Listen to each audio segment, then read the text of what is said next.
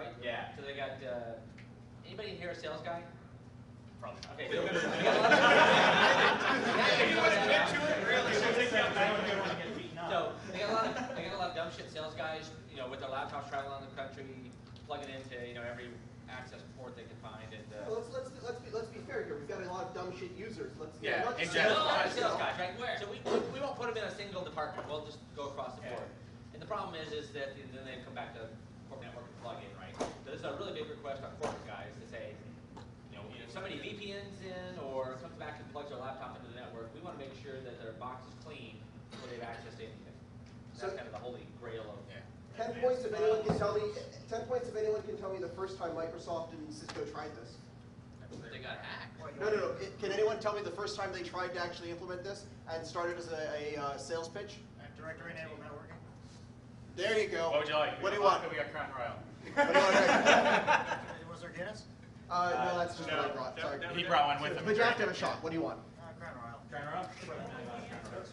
Hey, what did he say? Everybody else heard it. Directory-enabled networking was first pitched in 99, 98, something like that. It was a really neat idea. It's basically a better implementation of NAC with a lot more flexibility, and of course it went absolutely nowhere because it was horribly hard to implement and didn't have any of the infrastructure in place, and your routers couldn't do it.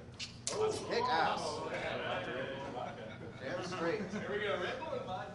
So for the really, really good and high participating people, you get a Red Bull and vodka instead to keep your energy levels up. For those of you who are falling asleep.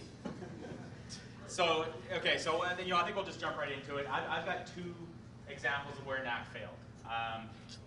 In a prior life, I was a consultant, so I helped a couple of real clueless companies implement a NAC solution. My first example is actually more of a policy failure than the actual technology failing, and it actually ties back to the WMF exploit. We all know WMF, yay, woo, world's ending. Microsoft released a patch on Thursday instead of Tuesday. So this company, they had about 5,000 to 6,000 users. Their IT guys, Friday morning, they're like, oh my God, the sky's falling. Let's get this patch rolled out. Let's patch all of our servers. Let's patch everything. And let's update our NAC box to say, thou shalt have this patch. Well, this happened over a Friday and kind of spilled over into a Saturday. What do you think happened Monday morning? 3,000 users could no longer access the network. So granted, it's a simple fix, run Windows Update, and you're good to go. But you've got guys like CEOs, VP of Sales, VPs of Engineering. You've got some pretty important guys who are coming in right before a meeting, trying to check their email, and they're screwed, because they can't get there. See, now, we heard this, and Matt Hatt and I both had the exact same response, which is, this is a policy failure, a stupid mistake by the IT people, probably one they won't make again if they keep their jobs. Yeah, it's not specifically about the technology involved or network access control in general. It's about how it was used.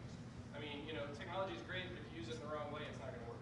Now, before to take us off on a tangent, there are a couple different implementations. There's the Microsoft, we're going to have your client isolate itself and go sit in the corner because we all know that clients do exactly what we tell them to do, and we trust them to be exactly what we configured them.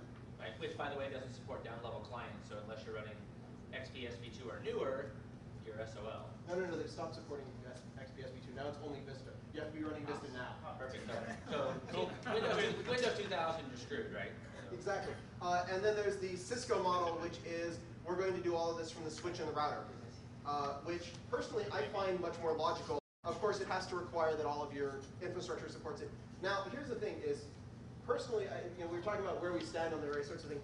I think this is brilliant. I think it's a great idea. I think it's about fucking time. I was interested in NAC years ago. That said, I've never seen a large deployment. Now, I mean large, like greater than 10,000 systems in the environment deployed NAC yet. And this is where we start talking, is I couldn't come up with one that's a huge deployment. If anyone's got any examples, I'd love to hear about them. Yeah. I don't have the example, but both of the ones that y'all thrown out, have they been the Cisco deployment or they've been the Active Directory deployment? The one I talked about was a Cisco deployment. Because there are some environments that you run into, especially in the corporate side and some of the educational side, trying to get everybody to play in the Active Directory world just doesn't happen. Yep. So, now the thing is, Now there is actually a third implementation, right? So the TNC guys, Trusted Network Computing guys, actually have a version of the Cisco but it's actually vendor neutral, right? So Cisco's NAC theme is basically by Cisco on the back end. The TNC guys are a version of that basically says same kind of general concept, but vendor neutral. There's actually also been, I take it back, there's been the bastardized version that's been around for 4, 5, Cygate. When did Cygate start? 6 years? Yeah, 5 years ago. Cygate's been around, and basically this says drop a box inline and we will enforce whatever policy you want, either with software running on the system or software not running on the system, depending on how you implement it. And this has its own benefits in that you don't have to force your router or your switch to do something else in addition, but it does require a box inline. Not anymore. They're doing it to 1x as well. Well, see, now that's the thing, is that many of them are trying, and that's actually the only use cases I've seen where it's actually been successfully deployed, is where they've done something with one of the parties, things like lockdown networks, guess I need another shot, Vernier, some of the other third-party ones, basically where you end up with a hotel model where you actually have to go in and log in through some sort of interface where it's not pure 802.1x. But I haven't seen other large deployments that have succeeded. Is it great? Yeah. No large deployment, but I was curious if anyone has any experience with the McAfee solution for this. The which? McAfee solution for access control. How, give some details, because I'm not. They have an agent-based, same thing, they contact their... Yeah, it's kind of, that's built in like what, their intercept stuff, or is it the other shit? I don't know the name of it, I'm just Anyway, yeah, they, I looked at it a EPO. little bit, and it does function pretty much similar where everything else is, where it's agent-based. And so what the agent's going to do is the agent, and this is great actually, you gave me a perfect segue to my other problem that I found with researching some of this technology is the agent-based solutions will look at the box and it'll determine what patch level this box at, does it have antivirus installed, does it have this installed, does it have that installed. How do you think they do that? Does anyone, who wants a shot? Tell me, how do you tell, or how do these agents right there? Usually on the agent ones for Microsoft or down your ActiveX component, write it that way. Okay, but what's the ActiveX component looking at? They're checking the registry. Yes, who's on a shot? What do you want to shot? What do you want? Crown, please. All right, so this is assuming, so something like the McAfee case, they're assuming that you can trust that laptop that's been plugged in, and you can trust what the agent tells you in the registry. Anyone here have difficulty creating registry keys? Yeah. Like my 4-year-old son can create registry keys. It makes me feel good. That points out one of the really good problems, right? So, as Toby pointed out, there's not a lot of good case studies for really large deployments. And one of those issues is there's a lot of challenges to making this stuff get deployed in a big enterprise, right? So one of them is it's really tough to do NAP or NAC without code on the box, right? But even if you have code on the box, if you take kind of the NAP strategy and say, we're going to trust the client to accurately report that he's patched or he's good, right? Please tell me that you're running antivirus. Okay, sure. And that's all easy registry keys you can create by hand. So if I'm one of your employees and I'm malicious, I can easily have my box pass any NAC solution and say, yep, I'm compliant. Or I could own a box, remove all the software, but leave registry keys behind and saying, yep, that box is compliant. Don't worry about it, we're okay. Yeah, we're talking about a methodology. The challenge there is removing admin access or privileged access from the... Absolutely, but again... Actually, there's another solution, but before I say anything more, yeah. Set aside that, if somebody gets a hold of any of the code, denial of service agreement, and they're actually using that as an attack platform. Any of the code, which code? Any of the NAC platform within that system. If somebody gets a hold of that and says, you guys have this registry key, that's just generic, all one. Honestly, what I'm waiting to see is I'm waiting to see the exploits in the authentication server and the validation server. I'm waiting to see here's my proof, and oh, by the way, just this little bit that's looks like shell code. Yeah, you just go ahead and do what it says. Yeah. And that's actually a good point by Toby. That's one of the weakest links in the chain here, right? So the key to network access or NAP is really making an accurate determination. Is this good box or bad box, right? So how well you check, how accurate you check, versus I'm a Windows machine versus anybody else run anything else besides Windows? Yeah, no shit, right? So what happens if I'm a SUSE box or anything else? We've pretty much been shitting all over this, and we're talking a lot more than I think any of us want to. Yeah. We need to get down to drinking. Well, let me throw some out there. Yeah. All right. So you mentioned registry bad. Yeah. Then what's good? Come on. You didn't hear no ad, so That's Repeat Nomad's question. His question was, if registry is a bad way to do the checks, what's a good way? What's a good way? Hash the files. Of what? Hash the Yeah, what do you files. have? Of the DLLs? Of the executable and everything. Using the Windows What are people throwing out? I'm not hearing. Hashes of DLLs, checking directions. File version checks is one thing that popped into mind when he said that. But exactly, as I say, but there's a way around that. Yo! Hold on, yeah. Problem is if you do MD5s on DLLs and crap like that, anytime you update it, it's Yeah. So we're looking at the system. How many files do you hash times how many boxes? Let Mark be first. No, man, hold on. Here's an interesting point. He says it's not necessarily a huge resource hit. Okay, resource hit problems really, you're going to be, whether they're good MD5 checksums or bad or shade because MD5 is not as good as it used to be. You're going to take the resource hit, calculating it every time you look at it. The ugly part comes in when your network monitoring software that's monitoring all these lights up like a Christmas tree. You can handle that by having the stage patch automatic deployment as part of your process. Go through and check some of the things that this is what's getting checked. Actually, let's respond to that. So, What do you got? actually, you won't actually take the hit computational wise as much as having to read in the thing that you're going to hash, right? So if I have to hash 150 files in a System32 directory, it's the I/O of grabbing X number of files to hash, or X number of services to hash, times X number of boxes. To do the hash is actually pretty trivial computational-wise. The I/O to grab 100 boxes, or 1,000 boxes, or 5,000 boxes, times X number of files you want to check on, I think is a bigger reduction. That's a problem, but you can honestly get basically it's a set of trade-offs. Most of this stuff, I would say, have a static executable that, in all honesty, if possible, doesn't call anything. I know it's not possible. It'd be an idea that you would deploy that would do checksums, basically contact the server, say, give me a list. Yeah. All right, so there might be ways. There might be ways. Yeah, back. But it's the old trade-off. If I have a physical controllers box, I can do whatever, I can do Exactly. whatever I want. Right. And that's kind of my So point. you need to come into the front and break.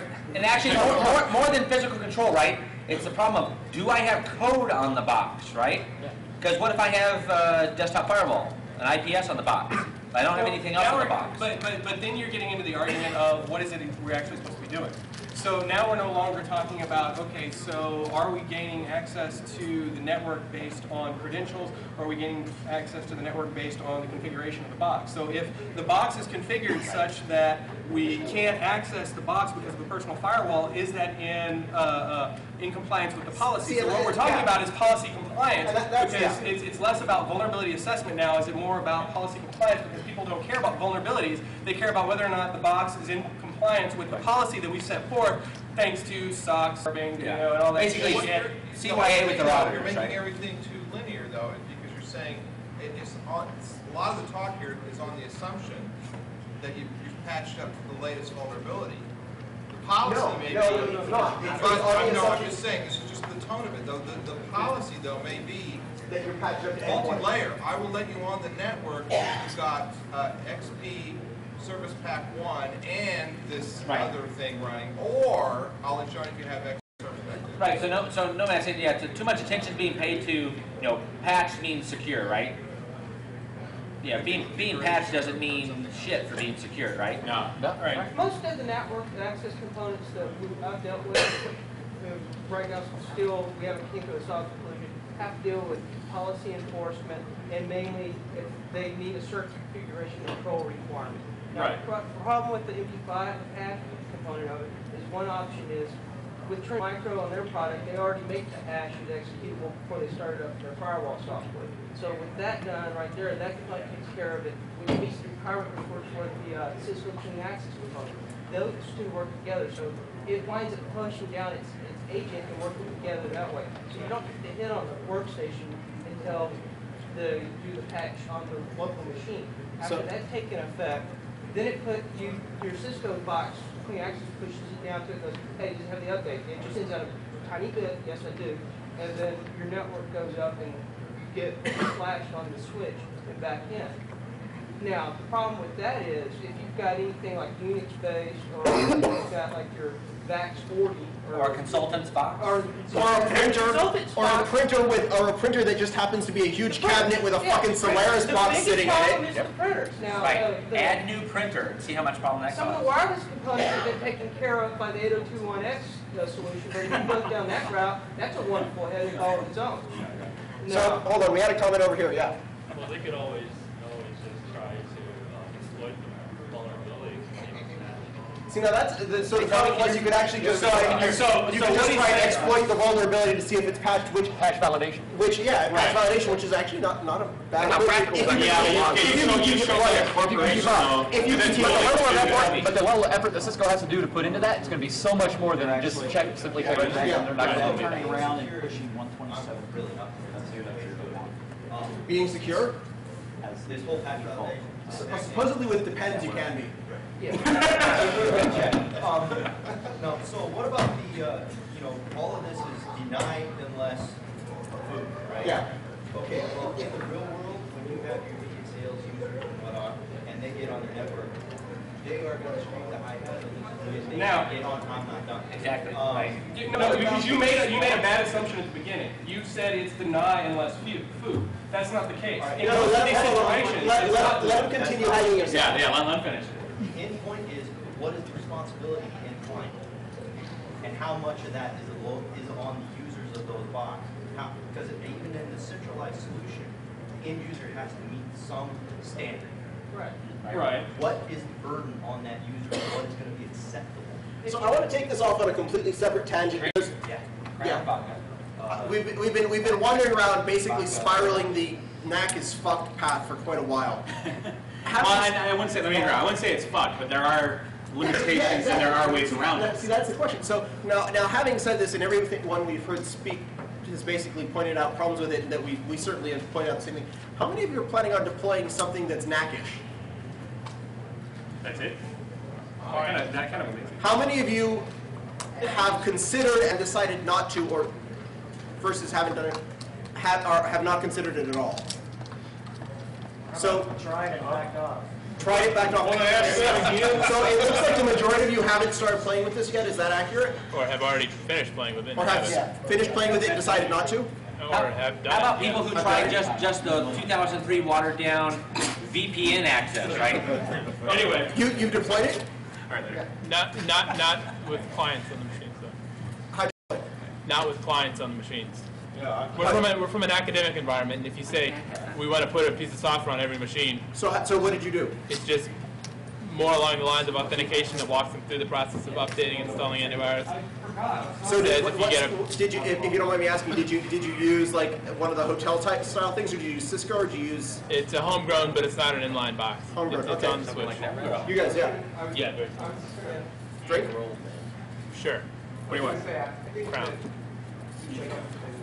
I think the fact of our using Cisco NAC is one of most people I spoke to, not technical support, but most people I spoke to who like the idea of NAC, the biggest obstacle for them is the cost. It's massively expensive. Absolutely. All the others go here right, it's not a common, it's not a so, Right. Now that's one of the things Right. where I have seen successes is because the third-party solutions. a lot of the doctors I speak to are in the EU space, but they're not using NAC, they're not using. They're using something homegrown. They're using Bradford networks or something. Right. So that's actually one of the. So if you didn't hear the comment, was one of the challenges to getting it implemented, if I can paraphrase right, is the cost, right? Cost of implementation. Cost of implementation, maintenance. Like go the Cisco route, and they expect you to have Cisco stuff on the back end. And if you don't already, well, you're going to spend more money. Through, not Yeah. Cisco. Right. On the Microsoft side, they only support newer OSs, so you're going to have to upgrade your older OSs to the new stuff. And they expect that you have all the same OS and that they're going to behave. Yeah. The other issue with the Cisco NAC arrangement is not only do they expect you to be homogeneous Cisco, but they stovepipe everything. Your scanner is one system that has a completely separate management interface and reporting interface. Your authentication system is a completely independent stovepipe. You want reports across all that, you're logging into 3, 4, 5 management interfaces. So the problem with Cisco is that you have bunch of complexity added that it just becomes a huge pain in the neck. It has no mom. Would that be an accurate summarization? Yeah, and their product was something that they acquired and brought in, and so it's not necessarily in line with the rest of it. Exactly. Yeah. Anybody ever have to deal with merger or acquisition? Yeah. Right. One in the back. Yeah. All the way in the back. Speak loudly. I was going to make a comment to the fact that the idea of stovepiping with Cisco, that you got to have everything modular and so forth, it actually is a moot point when your company gets large enough. You can bash Cisco around, you can bash Microsoft around. I'm working with a large enough company that they're actually giving a lot of this stuff to us for free or at Define large enough. How many nodes? 10,000, 15,000 nodes. Right. Yeah. Okay. So that's actually a pretty common large enterprise experience. But the problem is, I still have yet to see a large enterprise at that scale where they can deploy it just from the complexity of having EAP agents or 802.1x supplicants for every platform. I mean, there is no supported Unix supplicant. There is a freeware one that some friends of mine, I think, were the ones who managed. They actually compiled it and offered it to Red Hat, and Red Hat said, "Sure, we'll ship it." And that was about it. But you're talking about a really, let's look at the big picture from us in the corporate world. 99% of my people are using Windows. Yeah. It's a moot point. I don't care whether I got a Solaris agent or not. I can deal with that. Those are, well, 99% of your people on the back end who can deal with that. 99% of your people are using Windows, but what about your printers and your less access points and your blob? And that's what looks like he's a full M16. The money don't care. Al, come school us. I don't want anybody to faint if you know me, but the biggest counterexample of a large-scale deployment that I think you're talking about is Speak up. the biggest counterexample of what I think you're talking about is Microsoft themselves. They use their own software. Basically, what he's saying is that Microsoft actually implements the shit, and I know that. Well, let me give a little more weight to this, because when I was on the 11 IT, and I'm going to tell you, the yeoman's work was done by two key employees of Microsoft. You can thank them for putting a supplicant into XP, for making it current, for trial deployment for 2 freaking years, to work the bugs out of state and everything else, and they eat their own dog food there. Now, I don't know what they do on the wired side. And I don't know what they do for their Linux systems or for their Mac systems or for their anything else I systems. suspect they address it the way I would suggest you address all your other oddballs, which is segregate the damn things and manage by. Yeah, they do. I've talked to a few people out there, and I mean, the way they have it set up is fairly impressive, but my understanding is it takes a huge team of people to manage it, and most enterprises are not willing to devote that amount of manpower and money into doing it. Because they use certificates on everything. Everything is certificates, and you can't get on the network unless you have a valid certificate. It's worth noting that they've got IP-sec every core system. It sucks. And see, I would call that a variation on what I call the sphincter problem. I like it already. That's a drink. That's a drink. What are you drinking, Al? If you have a beer, if you have life cycles. We have vodka and we have Crown. If you have control over the life cycle from beginning to end, you can identify every MAC address that comes in, and you can manage where they go on the switches. And it's lame, but it works. I've tried using MAC address security, and I actually, the first time I looked into this back in 2000 or 99, I don't remember. It was really fucking long ago. There was somebody who had actually implemented it at a university using MAC authentication, and I actually talked to the guy. Cheers, mate. And it was completely homebrewed, and it was really painful. Can I make one comment here? So, how many people here know the concept of big O notation? Like, linear complexity, exponential complexity? How many people have ever had anything about this show up in IT in terms of the cost of managing stuff? Well, it turns out we actually have exponential complexity pain in the asses in the IT realm, but apparently no one in IT ever learned big O notation. Introduce Mr. Dan Kaminsky, folks. So the problem hasn't still talking about math. The fundamental problem we start getting is we have these systems that sound really great when you have 100 or 200 systems, but when you're talking about 50 or 60,000, there's some delusion that we understand everything that's on the network. And we understand every device, and maybe we can control every device, but as the scales get larger, it becomes exponentially less likely that it has any hope of being the case. And then people start streaming stuff over DNS. No.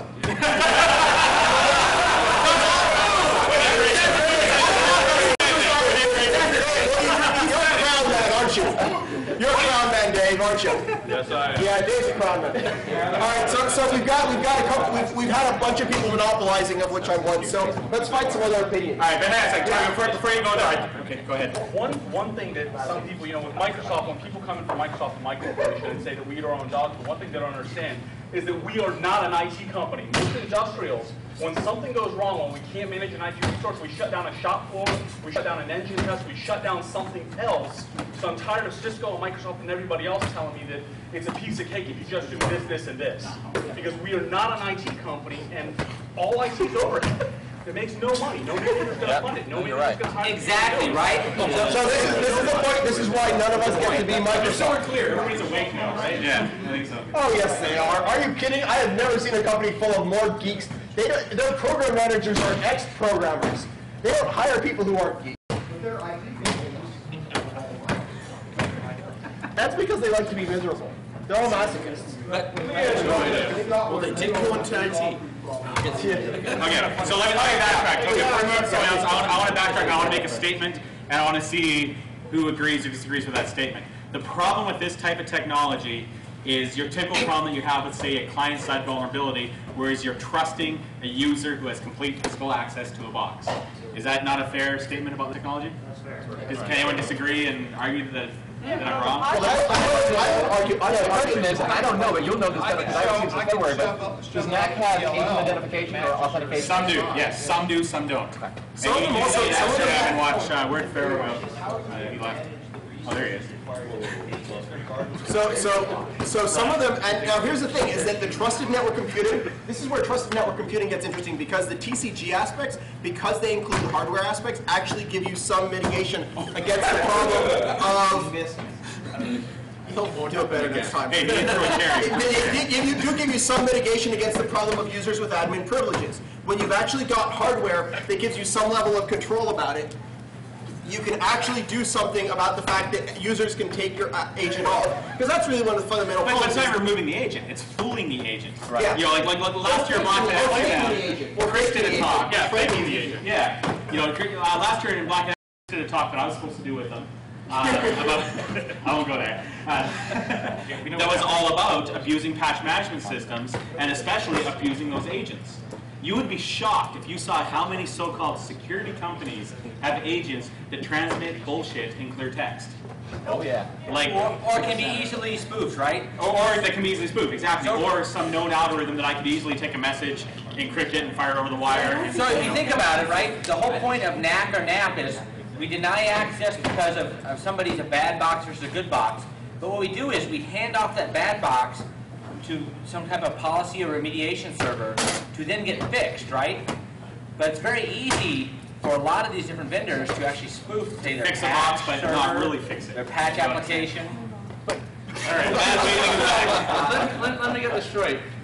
Your solution for boxes with bad problems and faulty code that causes vulnerabilities, you pass them off to other servers, they may also have bad problems and faulty vulnerabilities. I agree. Absolutely. Yeah. No, that's not our solution. That's not our solution. That's the NAC solution. That's right. That's the technology solution. I think we're missing a fundamental concept here too. What we're testing for are not malicious machines. We're testing for vulnerable machines. No, we're not even testing for that. We're not even testing for that. We are testing out of policy. But what is policy looking for primarily?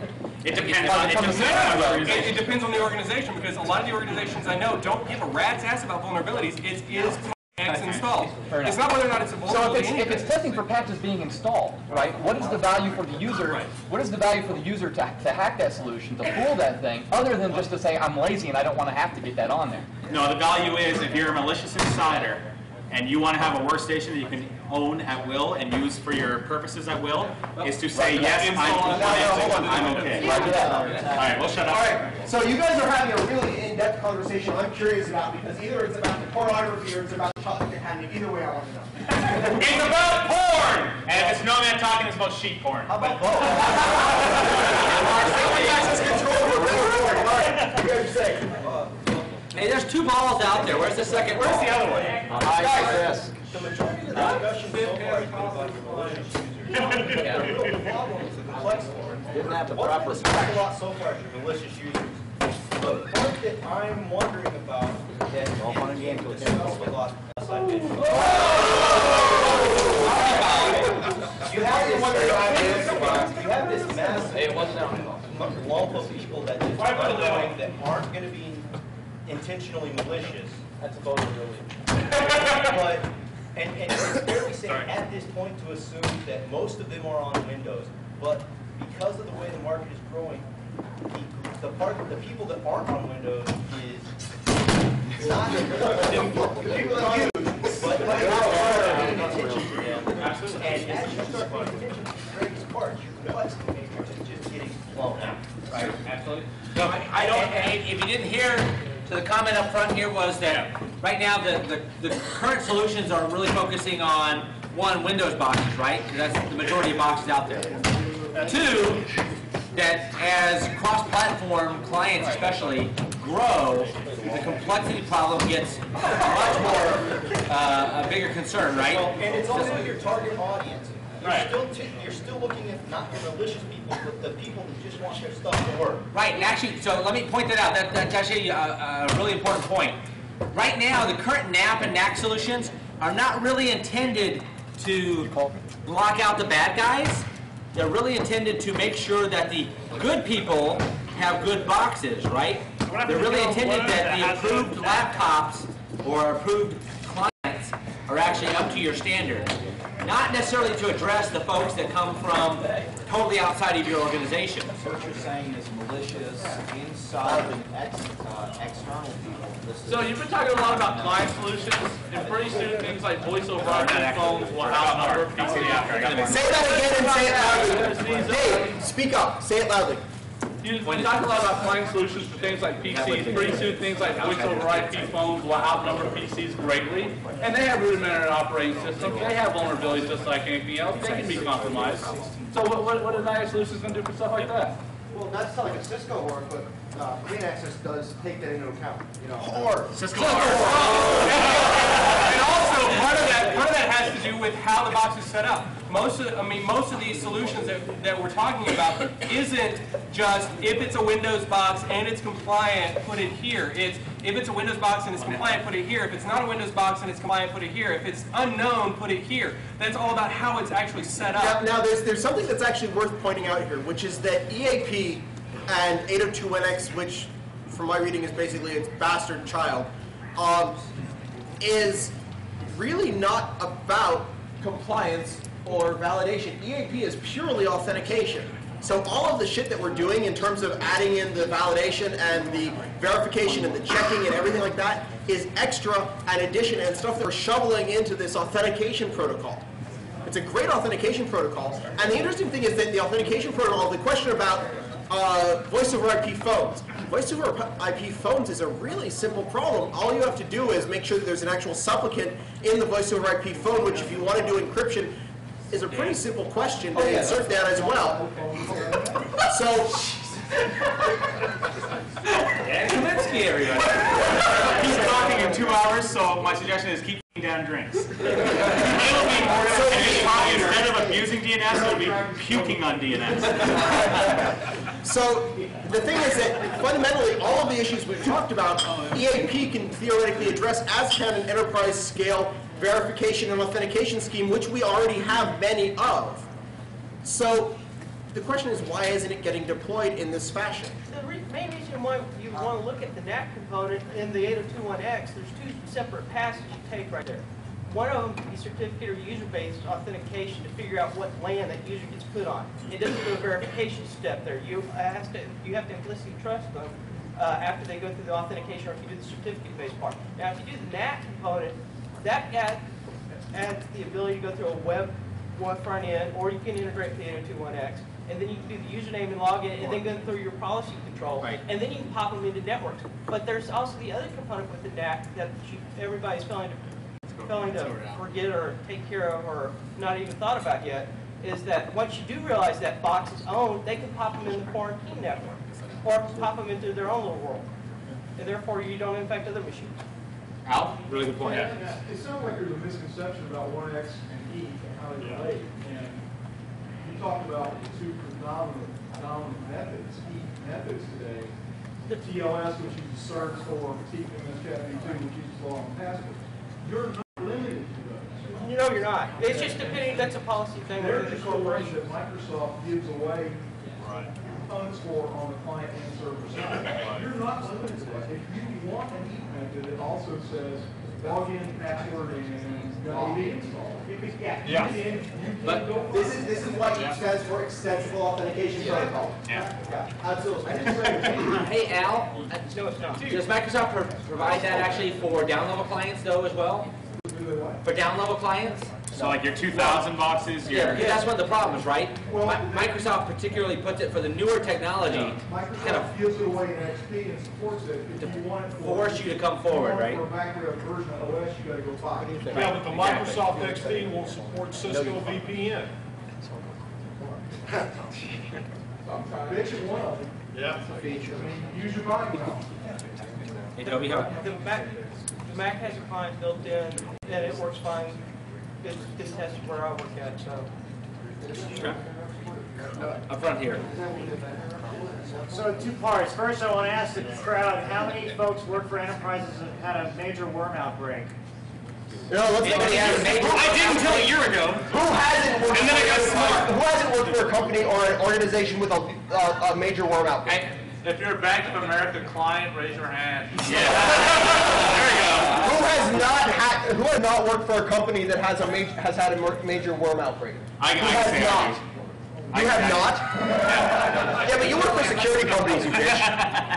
You don't count. My point is that you're going to have a hard time making the business case for something like Mac if that pain isn't fresh in the minds of Okay, but you bring me up to the pain is sucks. 10 minutes. You're right, and that's cool. But you bring me up to a very good point, though. I was before this talk.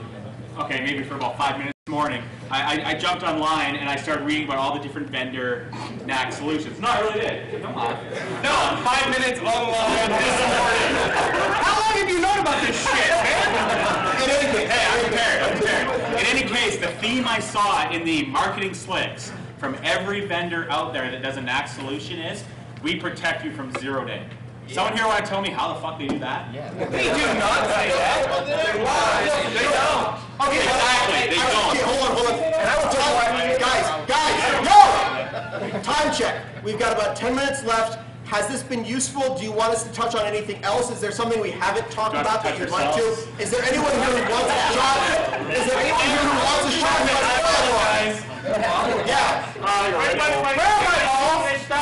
Say again? Anybody running a mailing list for this stuff? Anyone running a mailing list? I don't know of any, but that's a good idea. What? Has anyone run a mailing? Is anyone running a mailing list for? That's a good idea. And sorry, I am biased, and here is my vendor pitch. I also happen to moderate the Vol Launch mailing list. We have a Vol and Discuss where some of this shit does get talked about occasionally, but it's so low traffic that I doubt it's useful. But I bet his server would be available if you wanted to start a NAC Discuss list. I want to see us ask for it. It's available for other things.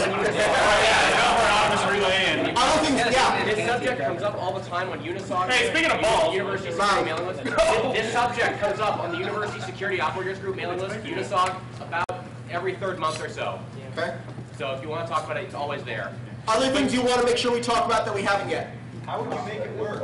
Basically,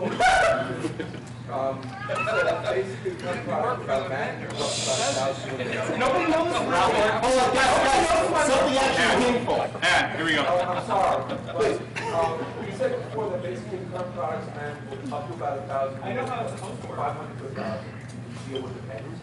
Has there been any work in, say, segregating the network and saying, this is a part that, say, for Doxins or anything says I can go to jail if I can't sign. Can we put this under better control than the rest of the network that can't send me to jail? All they have to look at. Okay, but hold on. Okay. All they have to look at is what the average in the industry is. They don't have to do anything better than the average in the industry. So if nobody else is doing it, they don't have to go that far. Hey, and that's a good point about Did everybody hear that? Right? Somebody show me that Sarbanes is clear about what you should or should not do. That's a really good point. Exactly. Right? It's not. That's basically the explanation for due diligence, right? Yep. So as Matt had said before, right? Companies are really not concerned so much about vulnerability assessment and are you plugged for all the vulnerabilities. Right now, the big piece is for policy enforcement, right?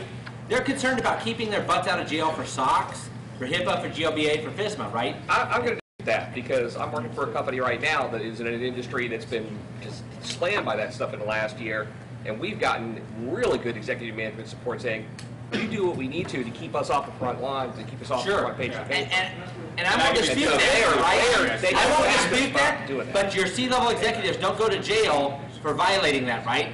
There's no law that says you have to be. But they're going to lose their jobs if our stock takes a dive. But for SOX says you have to actually comply with your policy, $4 million right? a day to be down. And that's what this gentleman was saying here, right? No, SOX doesn't just comply with your policy. SOX says you must have security controls in place and other processes. But it says within due diligence, right? Within due diligence. So due diligence basically says you have to do what's reasonable and appropriate.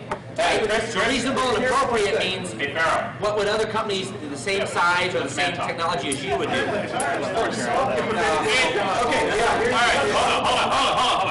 hold on. Best practices in industry.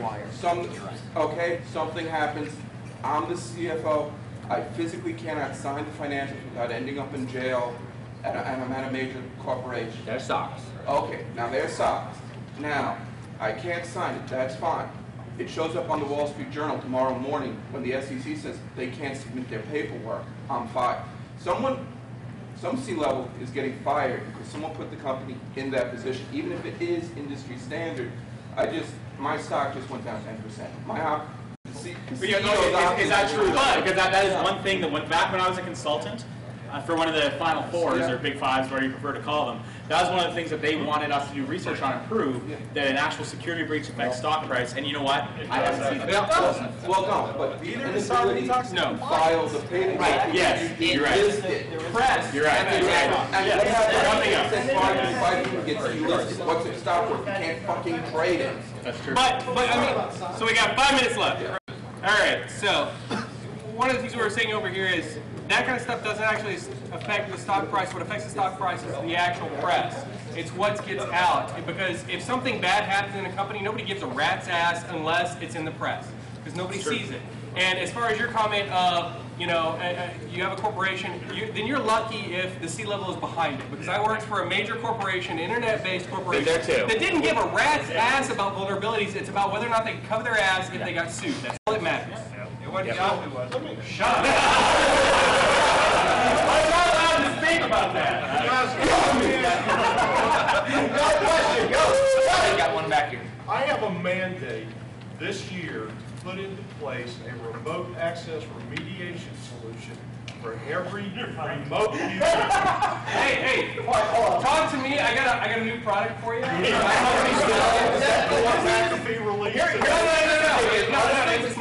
All the successful deployments I've seen, remote access is a much easier option. Remote access makes it much simpler because all of a sudden you've got complete control. We've had those for a while from Cisco. We've had them from Checkpoint. Who else have we had it from?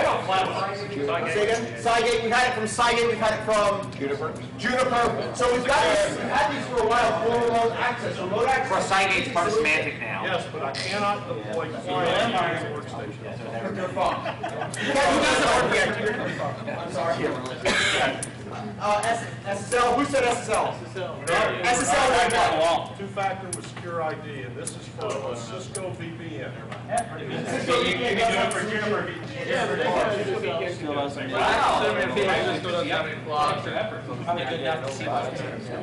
All right, so guys, we are running out of time. I do want to hit one last thing before we go. Yes. Tomorrow, 4 o'clock. Yeah.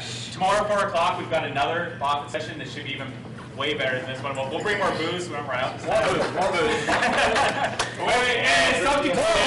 And the title of tomorrow, actually, I haven't even checked the list. I wrote it down the list. I'm not sure if they accepted it or not. I'm pretty sure they will. The title of office session tomorrow, 4 o'clock, is Anti-SANS, Starting Your Own Not-for-Profit Educational Institution.